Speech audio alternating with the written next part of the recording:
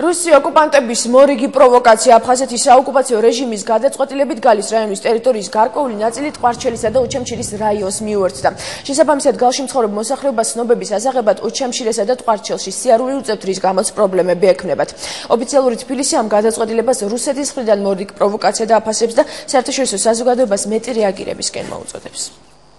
რუსეთის ფედერაციას ცდილობს ესაზღვროს საბრძოლო მასში დააბრუნოს. ამის ძირითადი ქმედება მდგომარეობს იმაში, რომ შემდგომ პიარულად გამოიყენონ ეს, თქვა, რომ თითქოს და ქართველები დაბრუნდნენ მთელ გალის ტერიტორიაზე და ცხოვრობენ პრობლემის გარეშე, რაც სული აბსურდია, იმიტომ რომ ჩვენ ხედავთ, რომ ოკუპირებული ტერიტორიაზე ჩვენ ხედავთ, რომ ჯარები დგას, ფსბ-ს ბლოკპოსტები დგას, ჩვენ ხედავთ, როგორი ეთნიკური წმენდის ქვეშ იმყოფება ეს მოსახლეობა, რომელიც იქ ნებისმიერ წუთას შეიძლება ისევდენილი გახდეს.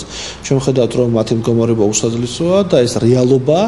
აქ მიმდინარე არექსიას ყველა ეძახის ანექსიას ეთნოწმენდას და ოკუპაციას, ეს არის დანაშაული კაცობრიობის წინაშე, ამიტომ რუსეთს ამისთვის პასუხისგაცემა საერთაშორისო სასამართლოებში და ორგანიზაციებში აუცილებლად მოუწევს.